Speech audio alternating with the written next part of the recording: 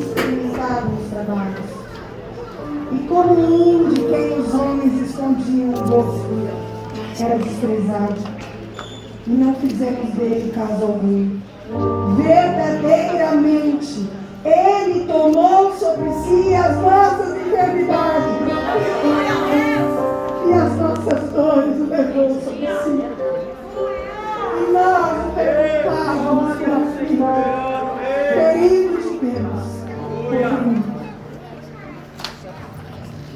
Mas Ele foi ferido por causa das nossas transgressões, morrido por causa das nossas iniquidades. O castigo que nos traz a paz estava sobre Ele, e pelas suas pisaduras fomos sarados. Todos nós andávamos desgarrados como ovelhas, cada um se desviava pelo seu próprio caminho. Mas o Senhor fez cair sobre Ele a iniquidade de nós todos. Ele foi oprimido e afligido, mas não abriu a sua boca. Como o cordeiro mudo foi levado ao matadouro, e como ovelha muda perante seus tosqueadores, e mesmo assim ele não abriu a sua boca.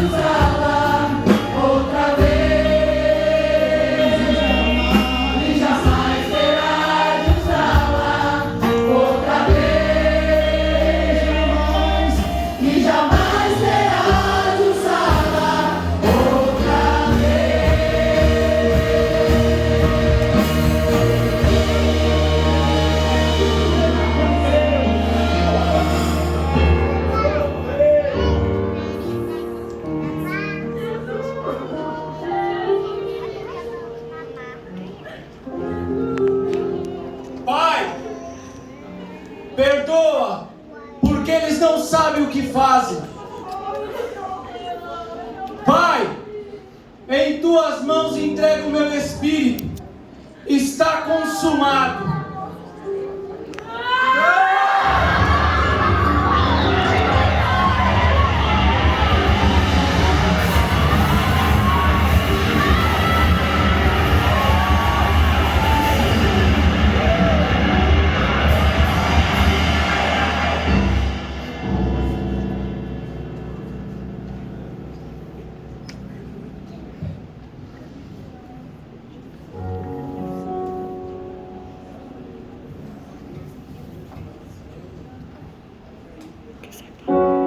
O sacrifício de Jesus na cruz foi a maior prova de amor à humanidade. O resgate daquele homem lá na cruz, do ego, estava sendo restrito pelo sangue precioso de Jesus. O sangue puro do carmesim, sangue que alcançou a todos os pecadores. Você foi alcançado pelo sangue de Jesus?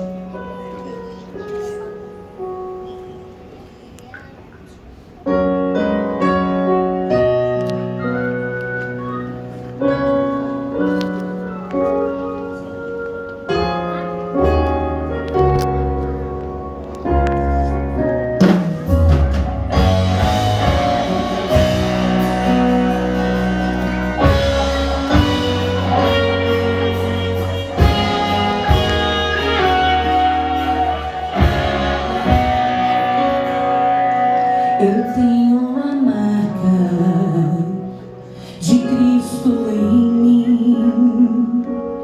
Eu fui comprado pelo sangue carmesim. Eu que pensava que pra mim não tinha jeito, Jesus deu um jeito pra mim. Minhas vestes eram sujas, mas o sangue me limpou. Minha alma estava em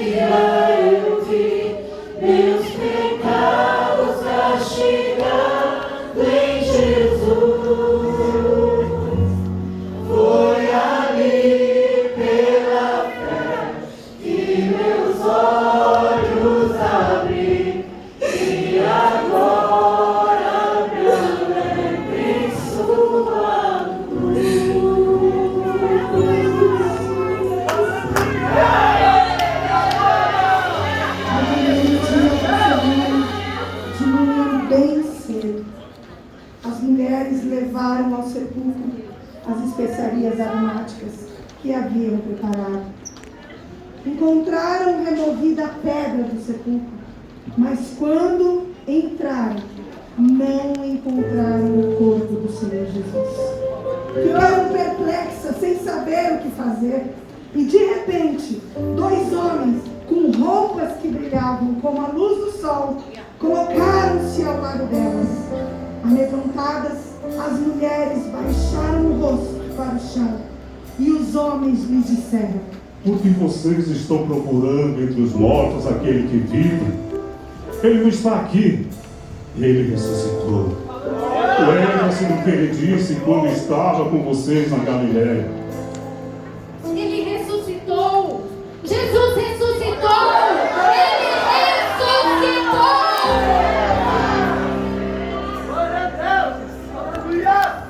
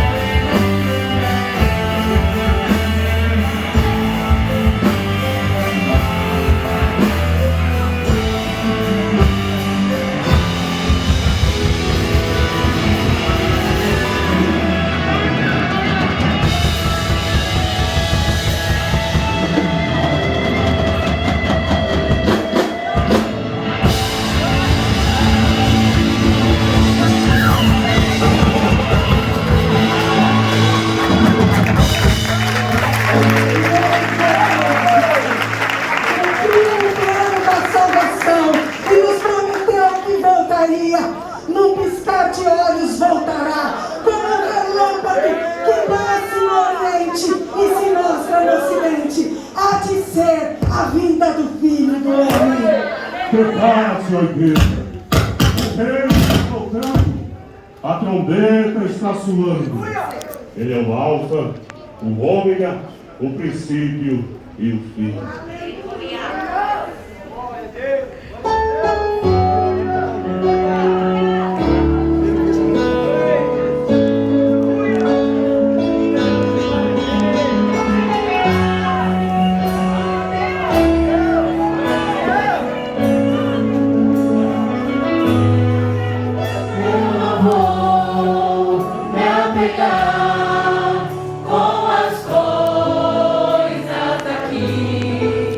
Pois eu sei, há um lugar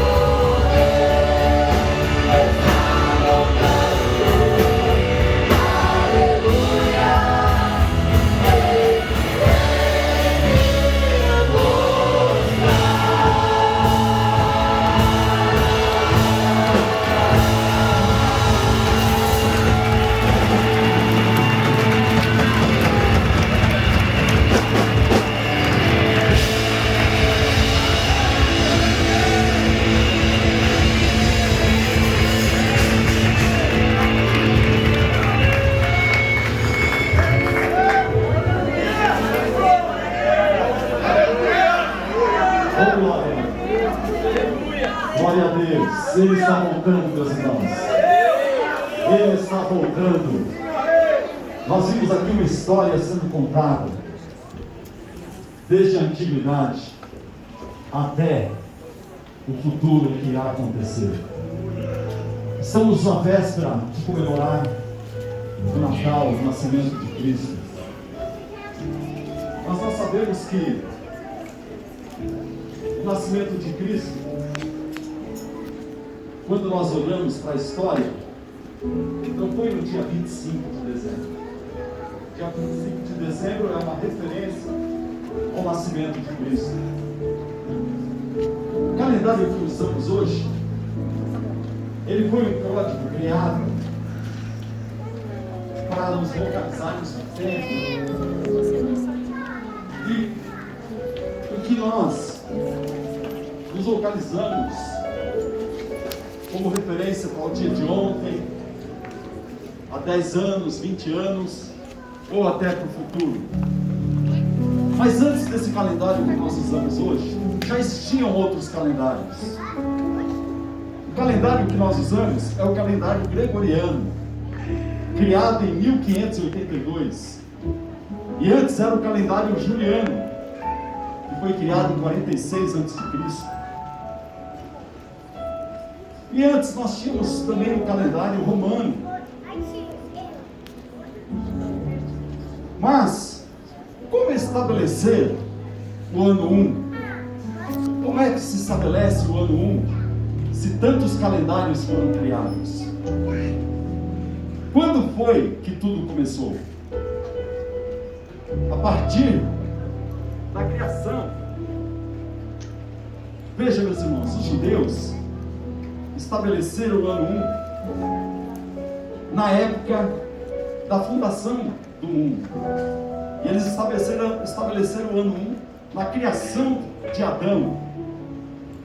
Então essa tradição judaica mostra que há aproximadamente mais de 5.000 anos atrás foi que começou a contar os anos.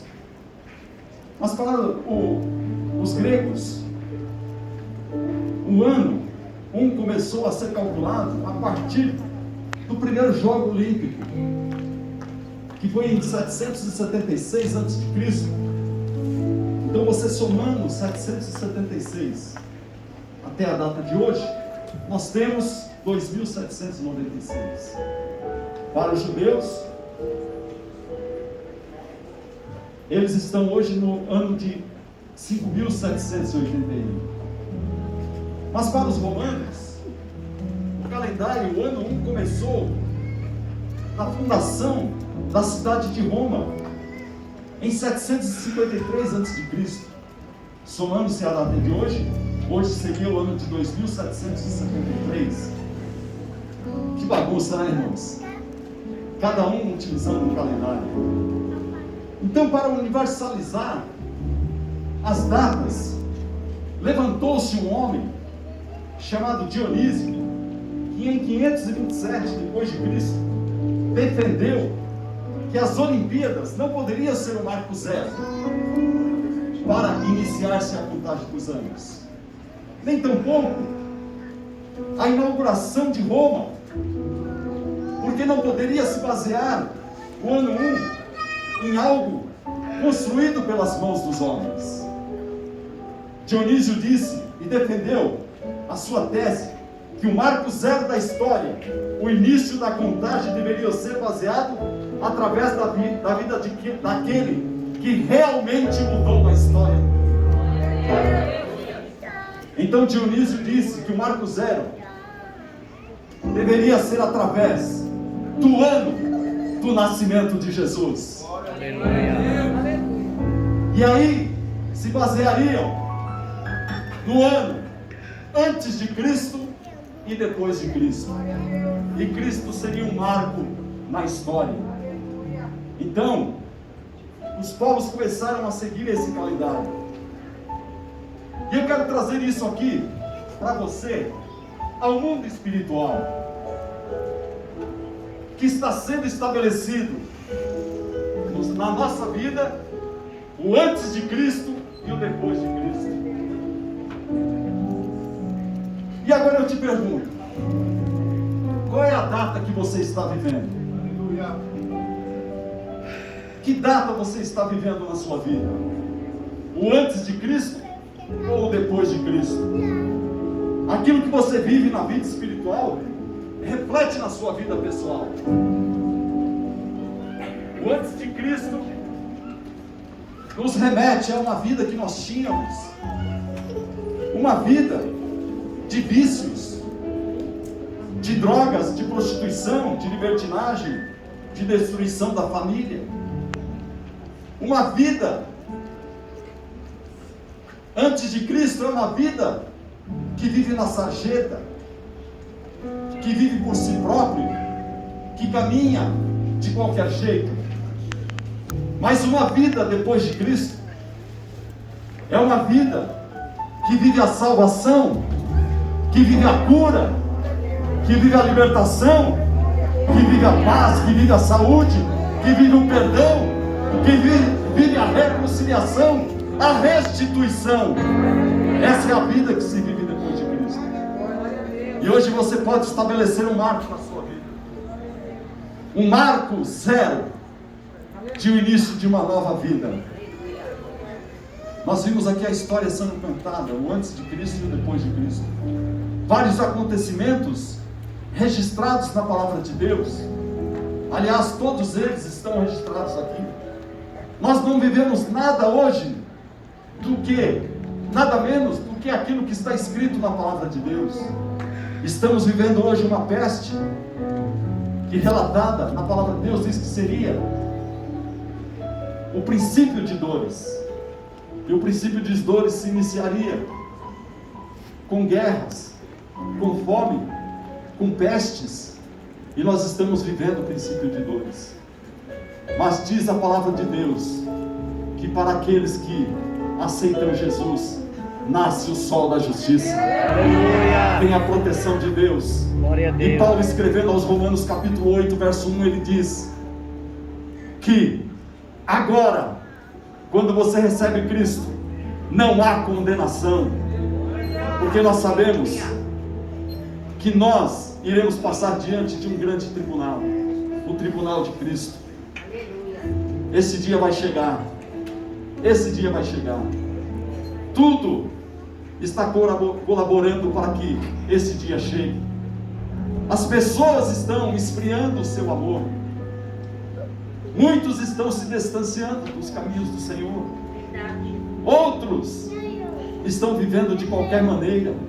E a palavra de Deus diz que o dia do Senhor virá, como foi nos dias de Noé, assim será também no dia da vinda do Filho do Homem. Nos dias de Noé, eles foram avisados de dilúvio, mas não deram crédito. A arca estava aberta para a salvação das pessoas do dilúvio, e eles não acreditaram na pregação de Noé e não quiseram entrar na arca.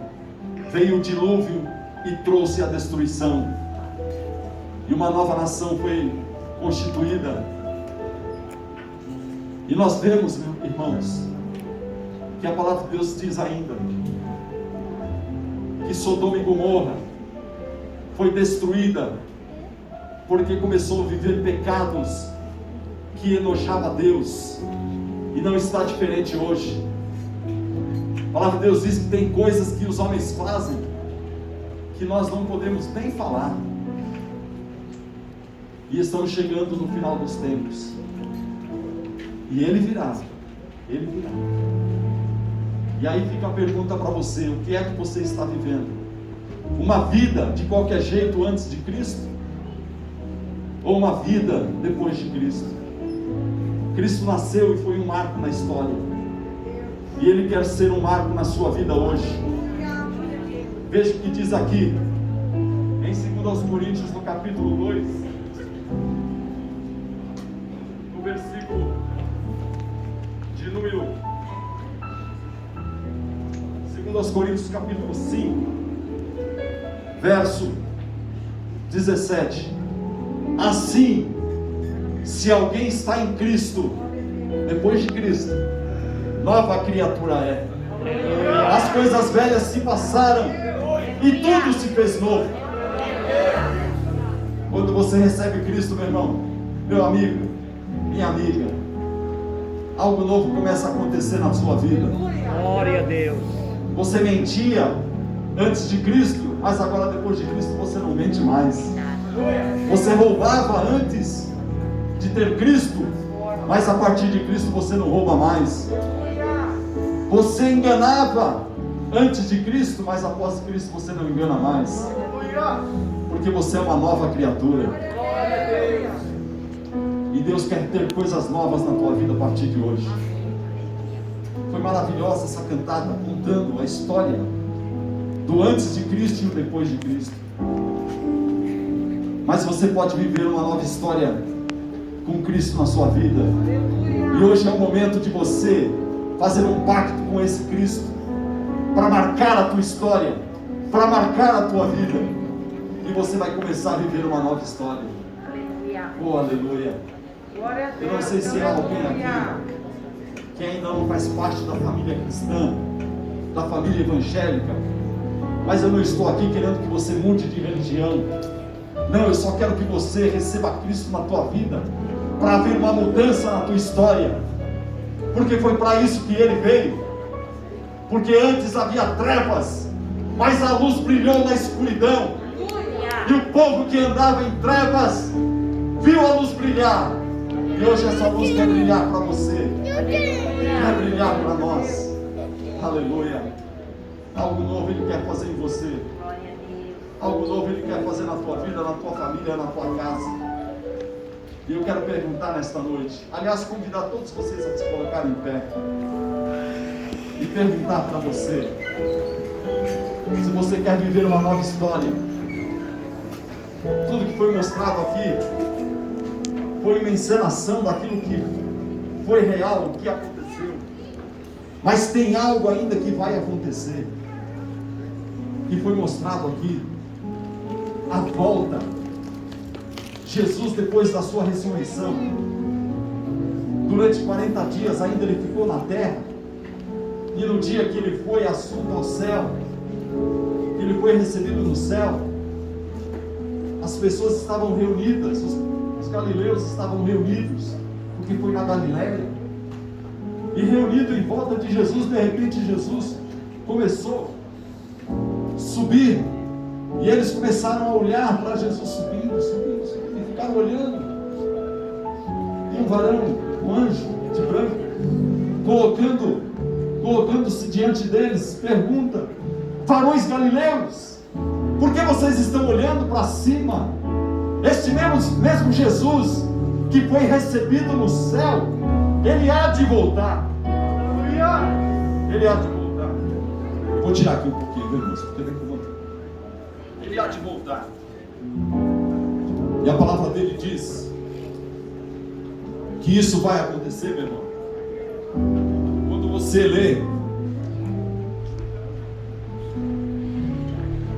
lê em Gálatas, em 1 Tessalonicenses 4, 16 e 17, diz que isso vai acontecer de que forma?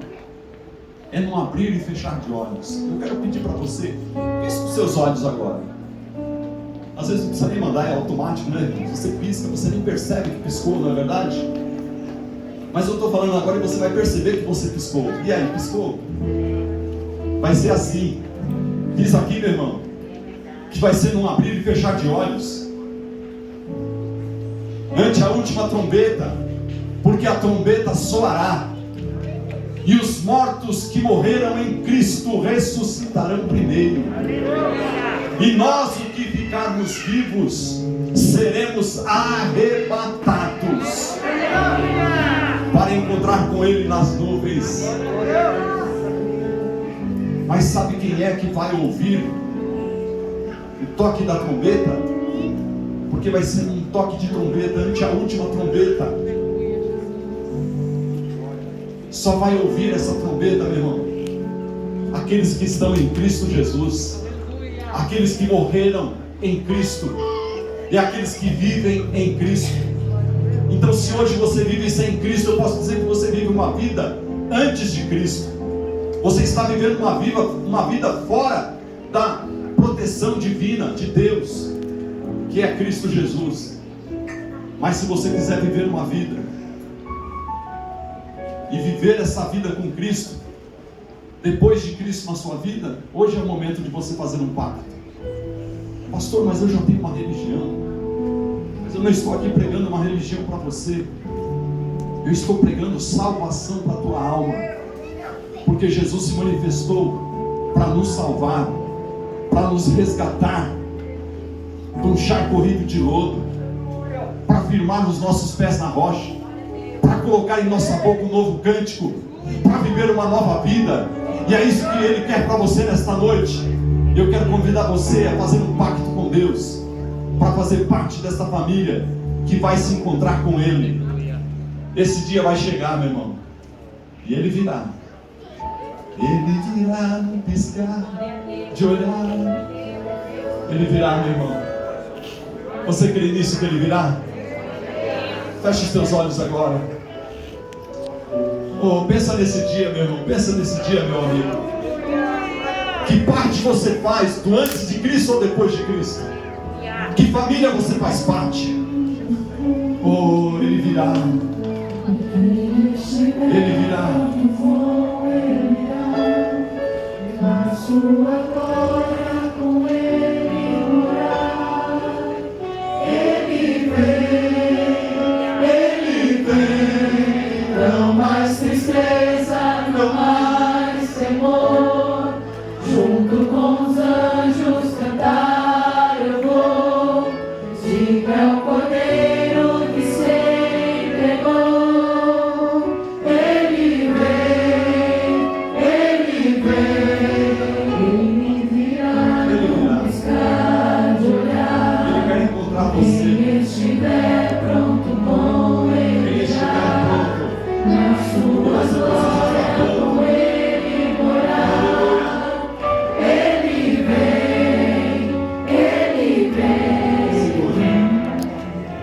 Aleluia. Eu quero orar com você nessa noite. Talvez você já fez parte dessa família, mas hoje você deu uma parada. Não está mais participando da comunhão, da oração, do partir do pão. Você resolveu dar um tempo, mas hoje Ele te chama de volta. Eu quero orar por você. Se você quiser vir à frente, eu vou orar por você. A igreja vai estender as mãos para cá, sobre a tua vida, e eu quero convidar você a vir à frente. Tem alguém que quer receber essa oração? Você precisa estar pronto, meu irmão. Quem estiver pronto vai subir. Tem alguém nessa noite para Ele? Quero orar por você. Alguém que não é evangélico, que quer fazer parte, vem para cá, eu oro por você. Feche os seus olhos, igreja. Feche os olhos, igreja. Interceda aí. Porque tem pessoas com vontade de vir, mas também envergonhadas. Eu vou lá na frente do meio dessa multidão. Eu não tenho coragem. Você está enfraquecido na fé, mas hoje o Senhor quer te fortalecer. Ele quer te dar forças. E eu convido você a colocar a mão no seu coração. Eu quero fazer essa oração com você. Se você sentir de vir à frente, vem aqui. Eu estarei orando por você, junto com os demais obreiros. Oh, aleluia. Vem para cá. Ele quer anotar de novo seu nome no livro da vida. Aliás, ele nem apagou, porque ele sabia que hoje você estaria aqui fazendo um pacto, renovando a tua aliança com ele.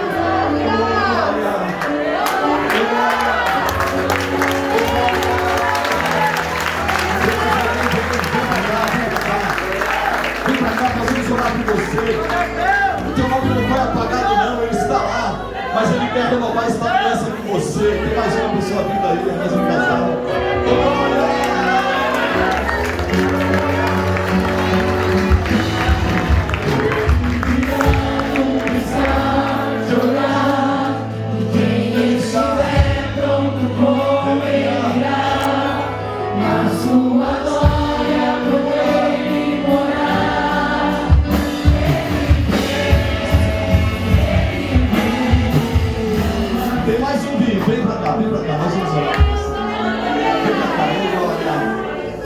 Hoje é dia de você renovar a tua aliança, o teu pacto com Ele. Ele está de braços abertos para receber você. Tudo aquilo que você perdeu, tudo aquilo que o inimigo roubou, Ele está te dando de volta. Oh, glória! Ainda dá tempo de você vir. Vem pra cá. Vem pra cá. Nós vamos orar. Igreja, fecha os olhos. Você que veio à frente, põe a mão no coração. O Senhor vai visitar a tua vida hoje. Olha mais uma pessoa. Deus, aleluia! Te ajuda aqui mais uma jovem de Deus agora. Oh, aleluia, Deus está em festa, meu irmão. Há uma alegria sendo acontecendo no reino espiritual lá nos céus. Oh, pastor Luiz, ajuda aqui eu a orar com essas pessoas aqui. Vem aqui na frente. Vem aqui. Em cada Damasco, vem cá ajudar a orar por essas pessoas aqui. Oh, aleluia. O André, vem cá. Os obreiros da casa do Senhor. Igreja, estende as mãos para cá. Ainda dá tempo de você vir. Vem para cá, corre para cá. Ele quer renovar a aliança com você hoje. Oh, aleluia. Estende as mãos para cá, igreja. Vamos fazer um clamor aqui sobre estas vidas. Pai amado, nós estamos na tua presença. Nós glorificamos o teu nome porque a tua palavra foi ministrada. Essa cantata, ó Deus, fez efeito no mundo espiritual. E essas vidas foram alcançadas. Grilhões foram quebrados e o teu nome está sendo glorificado. Ó Deus, nós queremos pedir agora. Perdoa, Senhor, a cada um dos teus filhos. Aqueles que se distanciaram, Senhor, estão voltando hoje, renovando o pacto com o Senhor. Ó Deus, continue abençoando, dando forças, dando graça. Escreve o nome do livro da vida de cada um, ó Pai. Tudo aquilo que o inimigo roubou, traz de volta. Ó Deus, troca as alparcas, troca as vestes, dê vestes novas, coloca um anel novo. Ó Deus, recompense, Senhor, a vida de cada um nesta noite. Ó Deus, nós cremos que o Senhor virá. O Senhor virá, nós cremos que o Senhor virá. Oh, Ele virá num piscar de olhar.